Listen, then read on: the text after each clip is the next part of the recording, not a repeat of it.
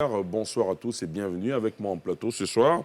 Docteur Sylvain Nguessan, analyste et directeur de l'Institut de stratégie d'Abidjan. Landry Couillot, premier passage à cette émission, il est juriste. Docteur Eddy Guipier, qu'on connaît, qu'on a déjà vu, politiste, enseignant-chercheur à l'Université Peleforogon Koulibaly. Les inconditionnels, Alafé Wakili, journaliste, directeur général de l'Intelligent d'Abidjan. André Silver Conan, journaliste, fondateur d'Ivoire Hebdo. Guillaume Bateau, journaliste, secrétaire général du SYNAPSI. Bonsoir à vous, chers invités. Merci d'avoir accepté notre invitation. Bonsoir. Bonsoir. Alors, c'est le premier exercice du genre après sa réélection en octobre 2020. Le président Ouattara s'est confié à nos confrères de Jeune Afrique, entre autres sujets abordés. Alassane Ouattara est notamment revenu sur les difficultés de l'année 2020 et insiste sur le nécessaire renouvellement de la classe politique. Vous êtes nombreux à avoir suivi, à avoir vu, à avoir lu cette interview du président Ouattara. Docteur Sylvain Nguessan, réaction?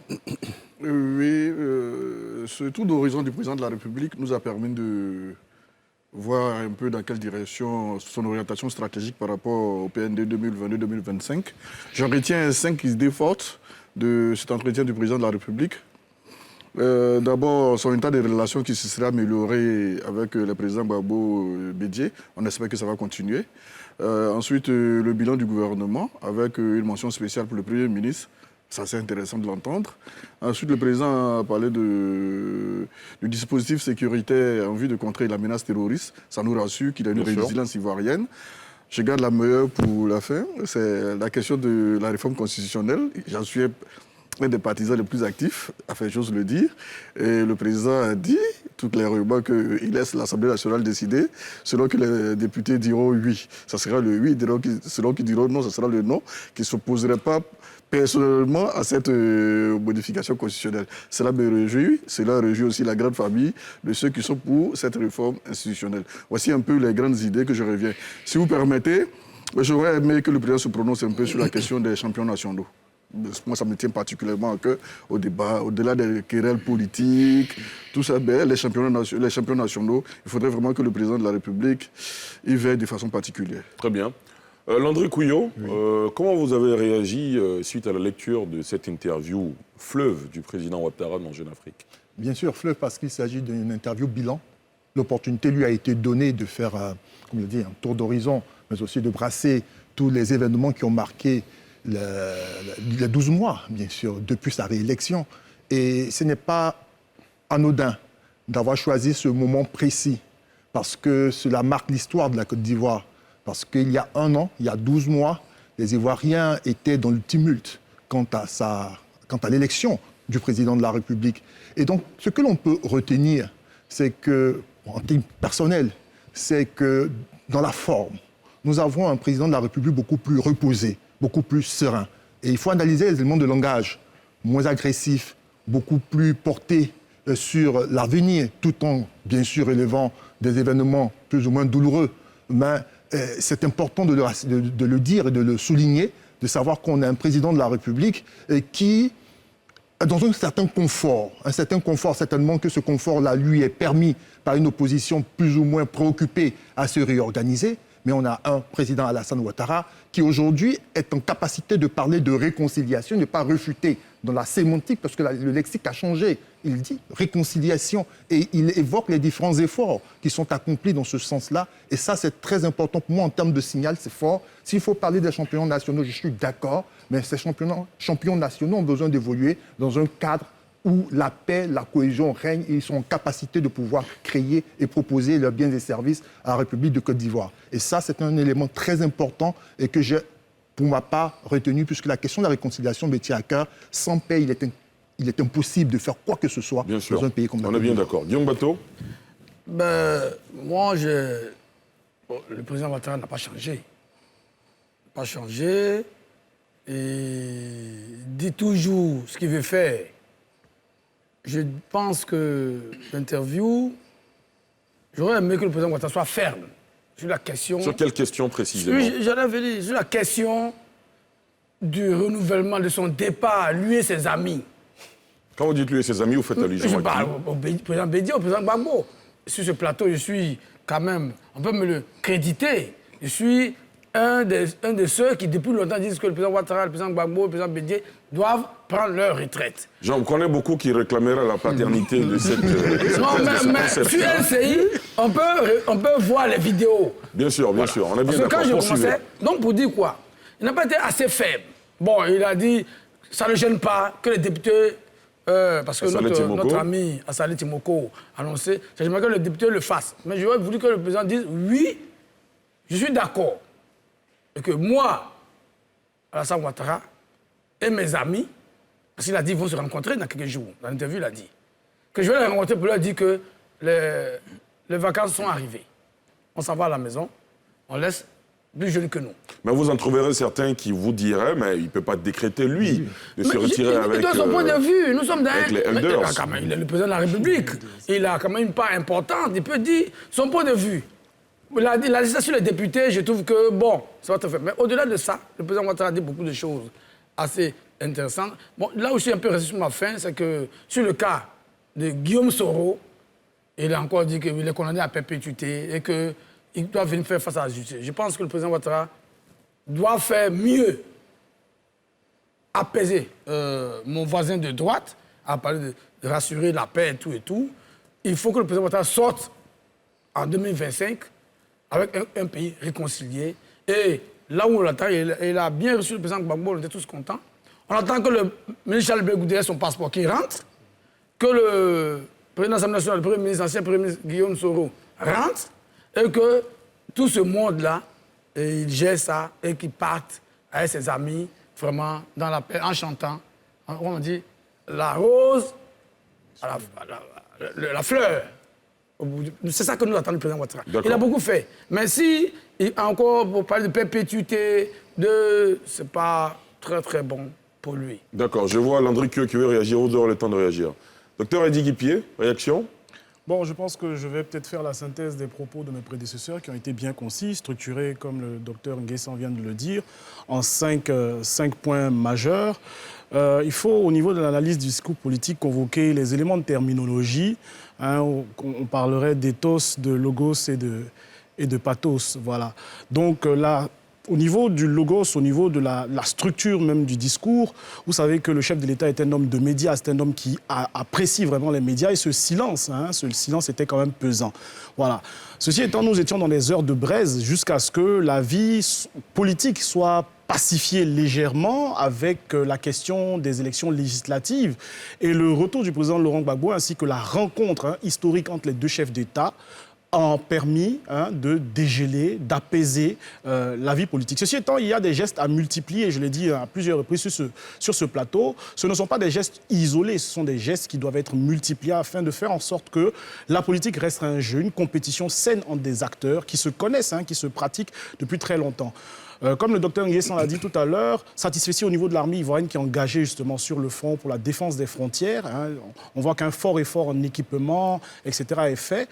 Et puis la question de la succession, et puis la question de la modification constitutionnelle satisfait aussi pour lui-même, bien sûr, puisque la vie est pacifiée, c'est une sorte de bilan à mi-parcours, 1 an après, 12 mois après, sa réélection contestée, controversée. Donc, je pense que c'est un homme qui est à l'aise et qui dégage, comme Guillaume l'a dit, les pentes de son action future. Ceci étant, il a dit lui-même, c'est une année creuse. Vous avez vu qu'il n'y a pas grand-chose à meubler pour la vie politique. On attend qu'ils nous rebattent les cartes en sorte qu'on puisse avoir une vie pacifiée, que la compétition politique soit saine et que la réconciliation soit effective. André Silver? Oui, je retiens deux choses. Je ne reviendrai pas sur ce que les frères ont dit, mais j'aimerais relever que sur le plan des 75 ans, le président n'a pas été ferme. Vous rejoignez donc Diong Bato? Oh, oui, il n'a pas été ferme. Il a dit, bien sûr, il laisse le Parlement voter oui ou non, mais en même temps, il a ajouté que la loi doit être impersonnelle, ce qui est absolument vrai. Quoique, je ne vais pas demander la paternité de la retraite des 3 grands, mais je suis effectivement l'un des partisans de la retraite des 3 grands, pour plusieurs raisons.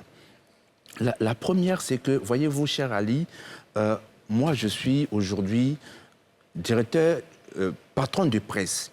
J'ai commencé ce métier en tant que correspondant de presse. Aujourd'hui, je suis patron de presse. Avec tout le parcours qui est le mien, j'ai été à l'international, je suis revenu, avec tout le parcours qui est le mien, voyez-vous, ce serait vraiment un échec de ma part que je sois encore en train de lutter le prix Ebony avec mes collaborateurs.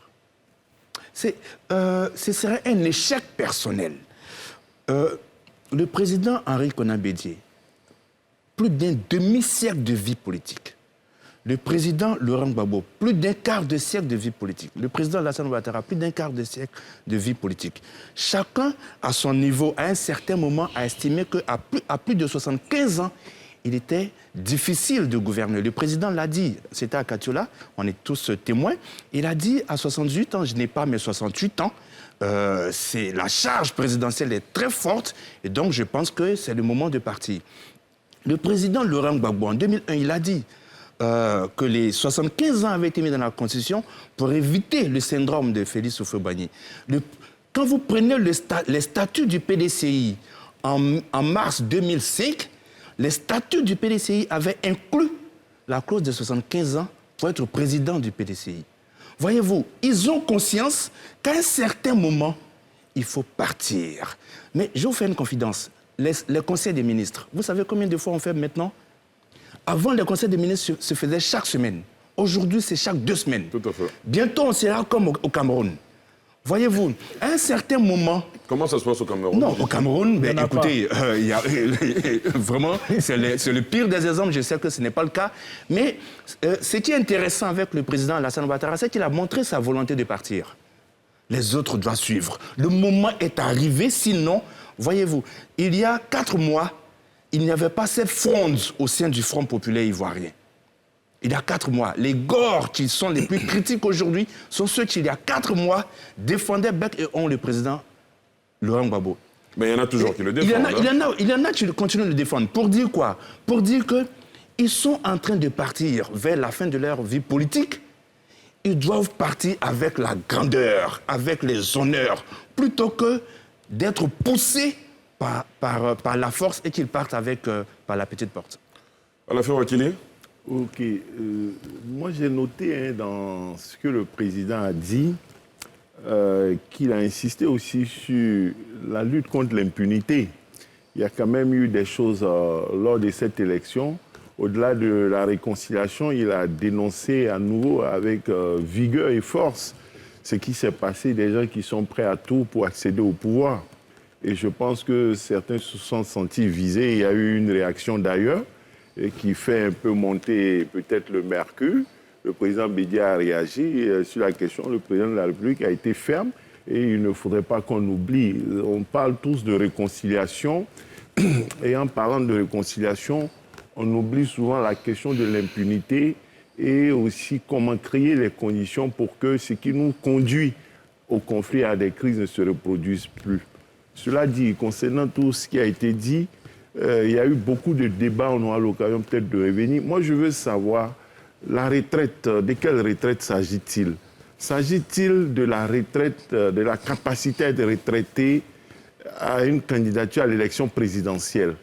Parce que le président Bédié continue de diriger le PDCI. Le président Ouattara est président du RHDP. Même s'il n'est pas président de la République demain, il pourrait continuer à diriger le RHDP. Et dans les projets de réforme à 75 ans, de révision de la Constitution, il n'est pas prévu d'interdit de diriger un parti politique à plus de 75 ans. Qu'aurions-nous gagné? À quoi ça servirait que le président Ouattara, à partir de 2025, on bloque à 75 ans, il ne peut pas être candidat. Le président Bédié ne peut plus être candidat. Le président Gbagbo ne peut plus être candidat. Simone Gbagbo ne peut plus être candidate parce qu'elle aura 76 ans en 2025. Mais chacun a son parti politique. Et puis ils ont leurs partisans. Ils ne peuvent pas être candidats à la présidence de la République, mais ils sont à la tête de leur parti politique. Mais leur influence est là, elle est intacte. Ils ne peuvent pas simplement être candidats. Où voulez-vous en venir? Je veux en venir par le fait que si on veut les mettre à la retraite, il faut créer les conditions pour une retraite absolue. Comment? Parce que... Comment on le fait? Non, on ne doit pas simplement les mettre à la retraite d'une candidature à l'élection présidentielle pour devenir candidat à l'élection présidentielle. Ils ne doivent plus diriger des partis politiques au même âge. À 75 ans, ils prennent aussi leur retraite de leader de parti parce qu'ils n'ont pas besoin d'être président de la République. Ils n'ont pas besoin d'être candidat à l'élection présidentielle pour faire le bien ou pour faire le mal. D'accord. D'ailleurs, quand le président dénonce les gens, ils n'ont pas besoin d'être président de la République, ils sont même non candidats vers la fin. Donc c'est ça l'une de mes réserves contre cette modification envisagée. D'accord. Guillaume, Oui, vous voulez réagir? oui, je veux réagir sur deux choses. Le DG à la fin dit que pourquoi elle n'a pas On d'impunité. limiterait, Elle n'a pas d'impunité. D'abord, je crois. D'accord, c'est ça, oui. Vas-y. Mais l'impunité, le président Ouattara, c'est un homme politique. Il sait que la fameuse ou la supposée impunité, si on veut parler des événements de 2020, a été créée par le troisième mandat. Il est conscient de ça. Lui, il a dit devant le Congrès à Yamoussoukro, je ne serai pas candidat.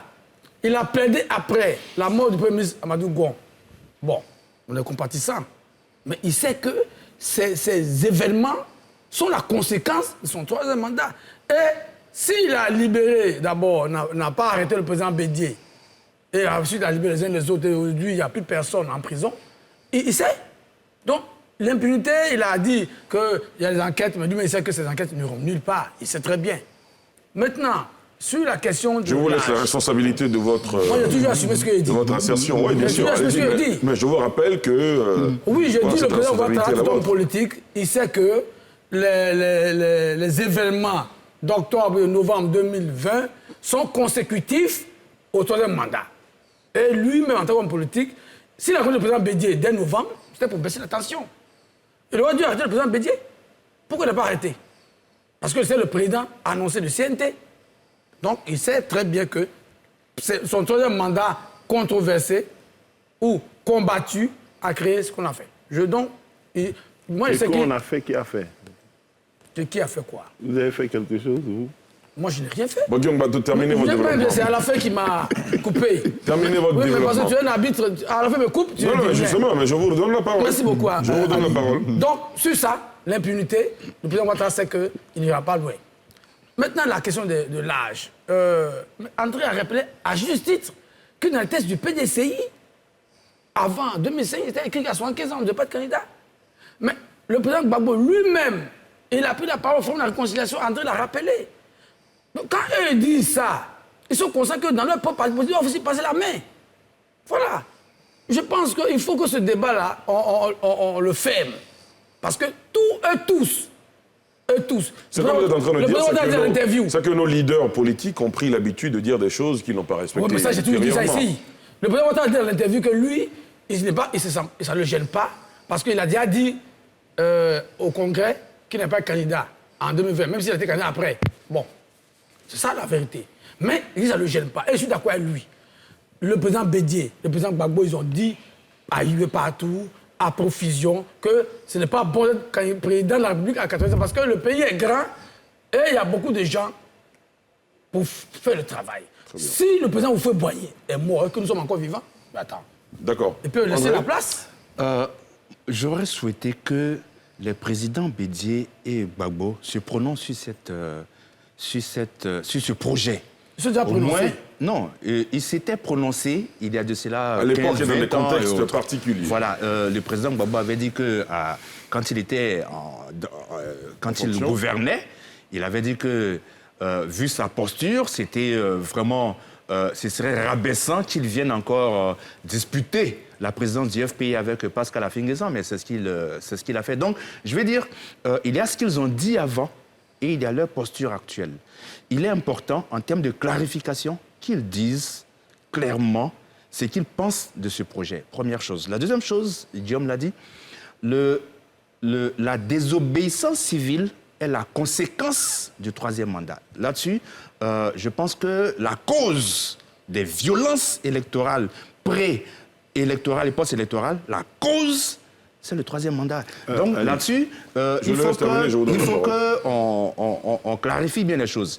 Maintenant, l'un des moyens qui a été de façon stratégique par l'opposition, par exemple la mise en place du CNT, était tout à fait illégale. Cela aussi, il faut qu'on le dise. Mais on ne peut pas dire que toute la violence, je vais dire la désobéissance civile était la cause. Non, c'était la conséquence du troisième mandat. Très bien, à la fin. Guillaume Bateau et lui, il y a un problème, il y a un glissement. Je ne sais pas de quoi on parle. Les violences seraient-elles justifiées? C'est-à-dire, il y aurait une tentative de troisième mandat allégué, il y aurait une candidature, et puis la conséquence, c'est violence, c'est désobéissance civile, c'est CNT, ça justifie les violences? Non, personne ne justifie les violences. Est-ce que c'est ce que l'on est en train de nous dire? Non, il ne faudrait pas. Non, on n'a personne pas ne un justifie la débat violence. de candidature de troisième mandat ici. On dit une impunité, il y a eu une situation, le président a évoqué la question. Il y a une tentative de justification, de légitimation, de violence au motif que cela serait lié à un troisième mandat. Ce n'est pas juste, on ne peut pas se du tout ce qu'on dit. Mais si, c'est ça. Terminer, je vous donne la parole. Mais si l'on clarifiait, je ne vois pas quel est le lien. Il dit on lutte contre l'impunité et je déplore que tout le monde oublie cela et que ça n'ait pas attiré, retenu l'attention. Et on me répond quoi? De toutes les façons, c'est parce qu'il y a eu un troisième mandat, c'est parce qu'il y a eu une candidature qu'il y a eu les violences. Qu'est-ce que cela signifie? Je veux qu'il me dise que voulait-il exprimer. Non, il est en train de faire de la diversion. On dit très clairement... La diversion est venue de vous. On dit très clairement... Il faut éviter ce genre de jugement des valeurs. D'accord. On a tiré le mot. La diversion vient de vous. André, on va faire Ce que attention. vous avez dit n'est pas clair. Alors, on va retirez ce mot. C'est pas diversion. C'est le mot qui est diversion. Il n'y a pas de problème. Vous avez compris, je On dit m'adresse à très lui. clairement... Il faut Ce n'est pas désarmer clair. le discours. Ce n'était pas clair. D'accord. Bon, lui, il estime que ce n'était pas clair. Donc, Voilà, vérifiez. on dit plutôt de la diversion que je mets à nu. C'est bien entendu. On dit Voilà. très clairement Oui. C'est pas que clair. la désobéissance civile est la conséquence du troisième mandat. Et lui, il a l'impression que c'est justifié les Mais c'est lui violences. qui le dit, ça c'est son problème. Je veux dire, nous on dit très clairement que la désobéissance civile est la conséquence du troisième mandat. Tant qu'il n'y avait pas de troisième mandat, il n'y avait pas de désobéissance Quelle est la civile. conséquence? D'accord, C'est très bien. quoi la lutte Oui. contre Alain l'impunité? Wakili, je vous donne la parole tout à l'heure. Oui, Guillaume? mais je dis au DG que la violence constitutionnelle, parce que c'est un viol constitutionnel, Une violation. un viol. Je dis un mot. Non. Ah oui, je veux assumer mes mots. Je dis que la violence constitutionnelle, la violation de la Constitution entraîne les violences physiques. Et puis, ceux qui manifestaient, ils voulaient s'exprimer, ils ont eu face à la répression étatique. Donc, on ne justifie rien. D'accord. On fait un constat. Parce que nous sommes dans notre métier, et Dieu merci, le DG est journaliste, un très grand journaliste que je respecte, mais les faits sont sacrés. D'accord, on vous a Les bien faits compris. sont sacrés. Les Vous faits, avez parlé c'est que- longuement. Non, je n'ai pas parlé longuement. Je dis Vous les avez 30 faits. secondes pour terminer. Bon, 30 30 secondes. Mais tu as pu me faire 5 30 secondes, allez-y. Alors, le fait, c'est que le président Ouattara a dit qu'il n'est pas candidat. Après, il a dit qu'il est candidat et ça a entraîné les violences. Parce qu'il ne peut pas être candidat. Donc, le viol constitutionnel entraîne les violences physiques. D'accord, très bien, on vous a compris. Et Landry, Non, c'est lui qui donne la parole. allez-y. Il n'y a pas de problème. Ce que je voudrais dire, c'est très simple. On ne va pas refaire un débat et surtout porter des propos comme si c'était la vérité absolue. Si l'on veut parler de viol de la Constitution, nous sommes bien en République. On est bien d'accord. Et en République, il y a des institutions qui tranchent. Et lorsqu'on tranche, il y a ce qu'on appelle la discipline républicaine. On a une Constitution qui a été votée à plus de 90% en 2016, n'est-ce pas? À cette Constitution-là qui a été proposée au peuple de Côte d'Ivoire, certains se sont abstenus d'aller voter oui ou non. Donc ceux qui ont voté ou qui se sont déplacés ont désigné cette Constitution comme étant celle qu'il fallait. Il y a des personnes à cette époque-là qui prevenaient de ce que cette Constitution-là proposait à la République de Côte d'Ivoire. Cependant, les gens sont arrêtés là. Il ne faudrait pas qu'on joue aujourd'hui les étonnés pour dire on nous a violés. Il n'y a pas eu de viol en tant que tel. Il y a eu un conseil constitutionnel. Après tous les débats qui ont été des débats démocratiques, chacun a donné son avis, a donné sa position. Et le conseil constitutionnel a tranché pour dire que le président Ouattara était admis à pouvoir se présenter comme candidat. Pour moi, lorsqu'on est dans une discipline républicaine et que le conseil constitutionnel s'est prononcé, on peut avoir son avis, n'est-ce pas? Mais la discipline républicaine voudrait bien que, même si je manifeste, n'est-ce pas, je dois le faire dans un cadre légal. Mais en termes de désobéissance civile et en termes de la création du CNT, les faits aussi sont têtus. Et personne ne peut dire que le cadre dans lequel le CNT s'est établi est un cas qui est tout aussi légal. Donc lorsque le président de la République, dans son interview, parle d'une enquête afin de pouvoir situer les responsabilités, afin que nous sortions de ce cycle vicieux de l'impunité, il faut s'en féliciter. Et il faut surtout appuyer pour pouvoir s'assurer qu'on ait les résultats de cette enquête-là, afin que chacun sache, on ne peut pas préjuger qu'il n'y aura pas de résultats. Ce n'est pas possible qu'on le dise là à l'antenne, parce que ça crée une suspicion plus grave encore. Il va falloir qu'on situe les responsabilités, quitte à pouvoir pardonner, quitte à pouvoir excuser les uns et les autres, mais au moins que l'on puisse aller au bout de notre idée et continuer. Le plus important pour nous aujourd'hui, en tant qu'analystes intellectuels ou je ne sais quoi, c'est de pouvoir rassurer les populations ivoiriennes. Il y a une réalité politique qui est que l'on dise que ce troisième mandat est légal ou pas légal, Alassane Ouattara est président de la République de Côte d'Ivoire. Deuxième chose, son mandat légal ou illégal a été légitimé par des élections législatives où les députés ont été convoqués de par sa signature par décret. Ici, ils sont allés, ils ont légitimé. Et la légitimation, c'est encore fait politiquement en créant les conditions du retour heureux du président Laurent Gbagbo et des différentes rencontres. Aujourd'hui, je trouve que le débat est sans objet. Il est sans objet. Au contraire, il met de la braise et il allume encore les choses, les rancœurs. La classe politique a légitimé le mandat du président Alassane Ouattara. Techniquement et politiquement parlant, il faut pouvoir se projeter sur les 4 prochaines années avec toute sérénité. D'accord. Docteur Sylvain Nguessan. Je suis heureux d'entendre certaines choses sur ce plateau. D'abord, je voudrais rappeler par ailleurs que la Constitution de 2016 a été votée par 42% de la population ivoirienne, contre 56% pour celle de 2001. Deuxièmement, je suis heureux d'entendre Kyotea dire que quand la... I'm sorry. Mon prédécesseur... pas ici. Je suis Tu l'as entendu dans notre débat, mais pas ici. Je suis heureux d'avoir entendu mon prédécesseur dire que quand le Conseil constitutionnel a décidé, il faudrait faire avec. Malheureusement, ça n'a pas été le cas en 2010. J'aimerais par ailleurs rappeler que les articles 128, 129, 130 de la Constitution, de notre Constitution, montrent un peu la composition du Conseil constitutionnel. Le président, il est nommé par le président de la République. Sur les 6 conseillers, 3 sont nommés par le président de la République. Sur les 7, il y a un vote naturellement, ceux qui l'ont mandaté. Et c'est pour toutes ces raisons que nous autres, nous militons pour la réforme constitutionnelle. Non pas seulement pour les conditions d'éligibilité, mais pour aller un peu plus en profondeur. Sur 7 conseillers, quand le président choisit 4, s'il a un vote, naturellement, il l'emporte. Ceux qui l'ont choisi, il l'emporte. Monsieur, j'ai l'impression qu'on est en train de refaire des débats. Oui, justement, il faudrait qu'on fasse S'il vous plaît, c'est moi qui prends la parole.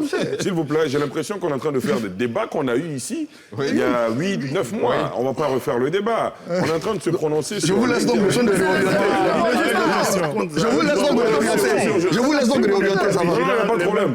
Je vous laisse terminer, mais je tiens juste à dire qu'on va faire le débat qu'on a fait ici en octobre, depuis août 2020. Le dernier point sur lequel je l'ai terminé, c'est dit que M. Lafay a bien fait de souligner l'impunité dont le président de la République a parlé, mais l'impunité, il faudrait qu'on remonte quand même jusqu'en 2002, parce que le procès de la CPI a montré que nos 2 Zulus prisonniers n'étaient pas les coupables. Il serait quand même temps que les enquêtes aillent jusqu'en 2002 pour qu'on sache enfin qui sont ceux qui sont les responsables de tous ces meurtres, quitte à pardonner par la suite, quitte les blancs, etc., mais que l'impunité, la lutte contre l'impunité aille jusqu'au sacré mois de septembre 2002. D'accord.